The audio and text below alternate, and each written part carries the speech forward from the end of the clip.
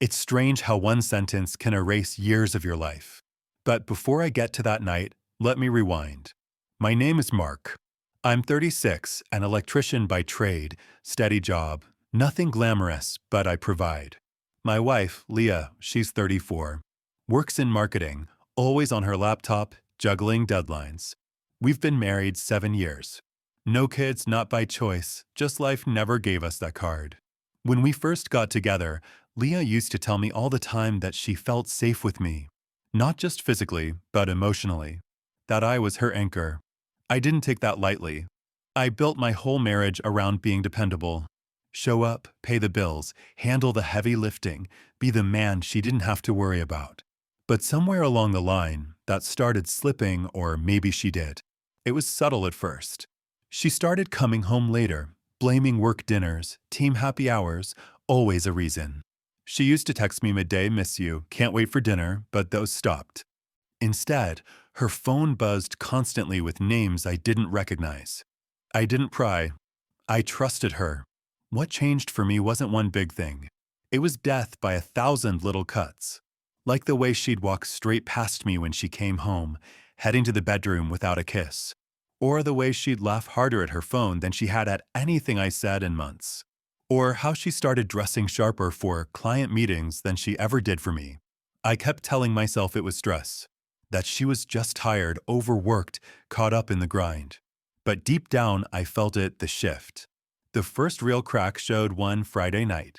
I came home early, picked up her favorite Thai takeout, thinking I'd surprise her. I walked into the living room to find her on the couch, wine glass in hand, scrolling. Hey, I said, setting the bags down. Got dinner. She glanced up like I'd interrupted something important. Oh, thanks. That was it. No smile, no excitement, no warmth. Just 2 words. I tried to brush it off, but as we ate, I noticed she barely touched her food. Just pushed noodles around with her fork. Her eyes kept darting to her phone. Finally, I asked, everything okay? She sighed, like even the question was heavy. I'm fine. The kind of fine that means anything but.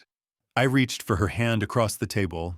She let me hold it for about 2 seconds before pulling away under the excuse of refilling her wine. That night, lying in bed beside her, I stared at the ceiling while she scrolled on her phone with her back turned to me. And for the first time, I wondered if maybe I wasn't enough anymore. The next few weeks, it got worse. She started sleeping with her phone under her pillow. If I walked into the room, she'd tilt the screen away. She was more distant, sharper with her words. The laughter, the warmth, they were gone. But the breaking point came on a Tuesday night. I was in the kitchen fixing a leaky faucet, tools scattered on the counter. She came in, poured herself a drink, and leaned against the doorway watching me. You're quiet tonight, I said, trying to start something, anything. She didn't smile, didn't move closer. She just looked at me with this strange, detached expression. And then she said it. You don't make me feel safe anymore. The words hit harder than a punch. I froze, wrench in my hand, water dripping into the sink. What do you mean? I asked, careful study.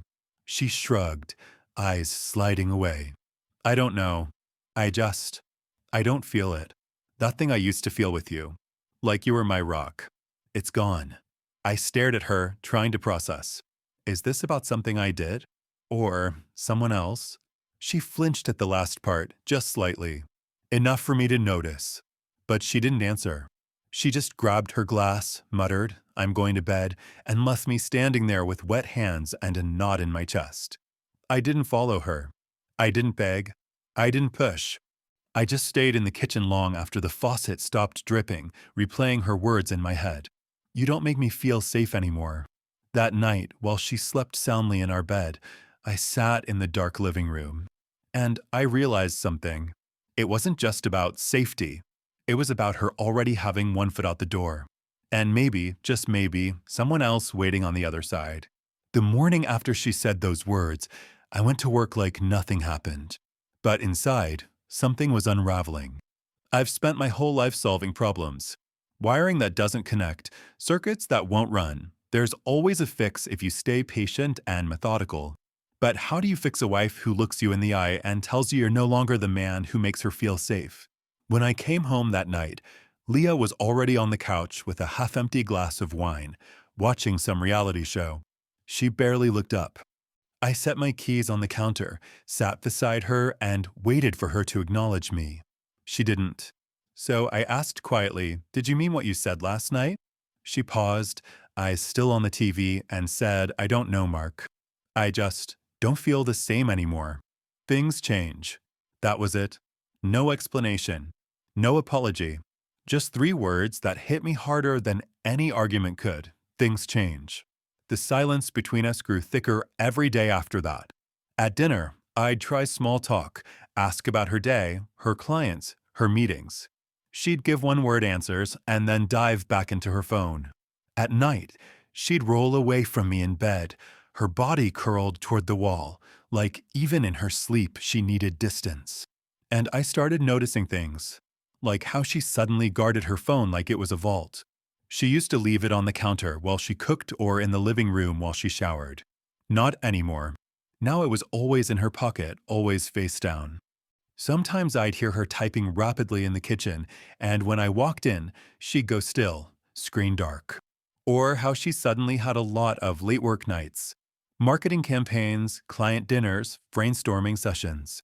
Nights she'd come home at midnight, smelling faintly of cologne that wasn't mine. I'd wait up for her sometimes, but she never noticed. Or maybe she did and just didn't care. The house, once filled with laughter and warmth, now felt like a waiting room.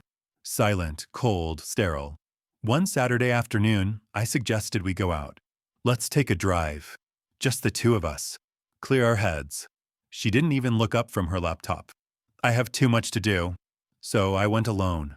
I drove through back roads for hours, windows down, country air hitting my face. I thought about the early years, the road trips where she'd sing along to the radio, her bare feet on the dashboard, my hand resting on her knee. And I wondered how we'd gotten here. I thought about asking her point blank if there was someone else. But every time I tried to picture the conversation, I froze. Because deep down, I already knew what the answer would be. The thing about betrayal is, you often feel it long before you can prove it. Over the next few weeks, I pulled back. Not out of revenge, but out of sheer exhaustion. I stopped asking her about her day. Stopped trying to plan dinners or dates. Stopped reaching across the bed. And here's the thing, she didn't even notice. Or worse, she seemed relieved. One night, I came home to find her dressed up, hair done, perfume heavy in the air. She looked stunning, and for a second, I felt that familiar pull, the memory of the woman I'd fallen for. Going somewhere? I asked. She hesitated, adjusting her earrings. Work dinner. Big client. I nodded, watching her. Want me to come? Her eyes flickered, just for a moment. Panic? Guilt? Hard to say. Then she smiled, too quickly. No, it's just business. You'd be bored. I watched her leave, the click of her heels echoing down the hallway. And something inside me broke. Because I knew, with a certainty that made me sick, that she wasn't just walking out the door for business. That night, I didn't wait up. I sat in the garage instead, tools scattered around me, pretending to fix a motorcycle part I'd already repaired weeks ago. Anything to keep my hands busy while my mind spiraled. She came home past midnight, makeup smudged, hair messy, heels dangling from her fingers. She smelled like a mix of wine, smoke, and something else I didn't want to name. She didn't see me sitting in the dark garage as she slipped inside. And in that moment, I realized the truth. I wasn't her safe place anymore because she had already found another. I didn't confront her, not yet. I wasn't ready. But I started preparing. Quietly, carefully. I checked our accounts. Started moving money into my own. Gathered important documents. Backed up my files. I didn't know when, but I knew soon there would come a day when I'd walk away. And when that day came, I wanted to be ready. Because Leah thought I was still her anchor. The man who would hold on no matter how far she drifted. But she was about to learn that even anchors can be lifted. The thing about betrayal is that it doesn't scream at you right away. It whispers. It hides in the smallest moments, the things you almost convince yourself you imagined. By the third week after she told me I didn't make her feel safe anymore, those whispers were deafening. Leah started getting careless. She left for work dinners more often, but her excuses were copy-paste versions of each other. Same vague client names, same line about networking, same glassy look when I asked how it went. Her stories didn't add up. She'd say she was at one restaurant, but the receipt in the trash would be from another. Once, I found a cab receipt in her purse, pick up downtown, drop off at an apartment complex on the other side of town. Nowhere near her office. I stared at that slip of paper for a long time, my hands shaking. But I didn't confront her. Not yet. Why? Because when you know the truth in your bones, you don't beg for confirmation. You prepare. At home, we were ghosts. We moved around each other like roommates who barely tolerated each other's presence. She stayed glued to her phone in the evenings, disappearing into the bedroom early with the door closed. I stopped trying to follow. The bed felt like a war zone. She lay with her back to me, and I stopped reaching. Nights stretched long and hollow, silence louder than any argument could ever be.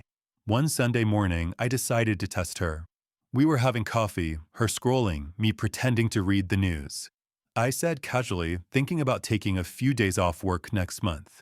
Maybe we could get away. Just the two of us. Cabin, lake, something quiet. She froze for half a second before recovering. Oh, I don't think that's a good time. Work's crazy right now. I smiled, nodded. But inside, I felt the knife twist. Because I wasn't offering her a trip. I was offering her a chance to fight for us. And she didn't take it. That's when I knew she didn't just drift away. She had already chosen somewhere else to be. The signs piled up. She started dressing differently, more effort, sharper outfits, even on casual Fridays. She bought new lingerie, tags still hidden in the bottom of the dresser. Not once did she wear them for me. She laughed more, but never with me. I hear it through the door when she was on the phone, this bright, easy laughter I hadn't heard in years. And the second she stepped into the same room as me, it vanished. One night, I walked past the bathroom and heard her whispering on the phone. Soft, almost tender. A tone I remembered well because she used to use it with me. That night, I sat on the edge of the bed after she'd fallen asleep, watching her breathe. And I realized something brutal. The version of me she once loved, the man she used to brag about, the man who made her feel safe, wasn't gone. He was still here, but she didn't want him anymore. She wanted someone else. And once a woman decides that, there's no getting her back. So I stopped trying. Instead, I focused on my exit. I started keeping a bag packed in the trunk of my car, just basics. Clothes, toiletries, cash. Every day, I inched a little further away from her. Ate alone. Slept alone. Lived alone, even under the same roof. I didn't do it to punish her. I did it to prepare myself for the moment when walking away would feel like relief instead of heartbreak. But she noticed the shift. One evening, she came into the kitchen while I was making dinner. For weeks, she hadn't said more than a sentence to me unless it was practical. But that night, she lingered. "You've been distant," she said, almost like an accusation. I turned slowly, spatula in hand. "Have I?" Her eyes narrowed. "Yeah, you barely talk to me anymore." I almost laughed. The hypocrisy was staggering. But I just said, "I figured that's what you wanted." She frowned, arms crossing. "I never said that." "No," I thought. "You didn't have to." Instead of answering, I went back to cooking. She stayed a moment longer, like she wanted to push, then walked away. That was the first time in months I felt a strange sense of power, not because I wanted control, but because I realized I no longer feared losing her. A man stops fearing loss when he's already grieving something that's been dead for a long time. The real turning point came the following Friday. I came home earlier than usual. Leah's car was in the driveway, lights on in the living room. I walked in, expecting to see her. But the house was empty. Her purse was on the counter. Her shoes by the door. But she wasn't there. I checked the bedroom, empty. Bathroom, empty. It wasn't until I stepped into the den that I noticed her phone on the couch. Screen lit up, buzzing. A text notification flashed across the lock screen. I froze. I shouldn't have looked. But I did. The message preview was short, simple. Can't wait to see you again. Last night was amazing. My chest went cold. And before I could think, I heard the front door open. Leah's voice floated in. Mark? You home? I quickly set the phone back down, face first, exactly how I'd found it. My hands were shaking as I walked back to the kitchen, acting like nothing happened. She came in a minute later, hair slightly messy, cheeks flushed like she'd rushed. She kissed me on the cheek, a rare move these days, and smiled faintly. You're home early, she said, slipping past me to pour a glass of wine. I just nodded, my throat dry, because in that moment I knew. Not just suspected, not just feared. I knew, and yet I still didn't confront her, because the time for words had passed. What came next would not be a conversation. It would be a decision. Once you've seen the truth, you can't unsee it. That text burned in my mind for days. Can't wait to see you again. Last night was amazing. It explained everything: the late nights, the guarded phone, the perfume that didn't belong to me, the way her laughter returned only when she wasn't around me. Leah wasn't confused. She wasn't distant. She was invested somewhere else. The following week, I became a ghost in my own house, not because I was broken, but because I was watching, observing, preparing. She thought she was careful. She wasn't. Her work dinners followed a pattern. Tuesdays and Thursdays, gone till midnight. Saturdays, suddenly full of errands that didn't involve me. She came home glowing some nights, worn out others. I didn't say a word. I let her think I was too checked out to notice. But I was noticing everything. I checked our shared calendar. On nights she claimed to have late meetings. Her office showed no activity past 6 p.m. I saw unexplained charges on our joint card, boutique hotels, dinners for two, rideshares that ended nowhere near work. Every piece was a puzzle fitting together. And still, I stayed silent. Because when betrayal is that loud, you don't argue with it. You build your exit. The breaking point came on a Thursday night. She walked in just past midnight, heels in hand, hair tangled, smelling of whiskey and cologne. I was sitting at the dining table, documents spread out in front of me, bank records, a separation agreement I'd quietly had drafted, a packed duffel bag at my feet. She froze when she saw me. You're still up. I didn't answer right away, just looked at her, really looked. And for the first time, I didn't see my wife. I saw a stranger who wore her face. Finally, I said, calm and steady, "How was your client dinner?" Her lips parted, caught off guard. She blinked, recovered, and said, "Fine. Productive." I nodded slowly. "That's interesting. Because your office doesn't schedule client dinners on Thursdays." Her face tightened. "What are you talking about?" I slid a receipt across the table. The hotel logo gleamed under the light. "Maybe you can explain this instead." Her eyes dropped, flickered, then snapped back up at me. For a moment, I thought she'd deny it. Thought she'd spin another lie. But instead, she just sighed. And with that sigh, everything I'd been holding on to collapsed. She sat down across from me, shoulders slumped. "Mark, I don't know what to say." "You don't have to say anything," I replied. "You already said it weeks ago." Her brow furrowed. "What do you mean?" I leaned back, voice steady. "When you told me I don't make you feel safe anymore." "That wasn't about me. That was about you already being somewhere else." Silence. Heavy. Crushing. Finally, she whispered, "I didn't mean for it to happen. I felt alive again. And with you, it felt like I was disappearing." The honesty cut sharper than a lie ever could. I nodded slowly, stood up, and walked to the door. She followed, panic in her voice now. "Mark, wait. Please. We can fix this." I turned, met her eyes one last time. And what I felt wasn't rage. It wasn't even heartbreak. It was something colder. Clarity. "You made your choice a long time ago," I said quietly. "Tonight, I'm making mine." I picked up my bag. She reached out, fingers brushing my arm, but I stepped back. Her voice cracked. "So that's it?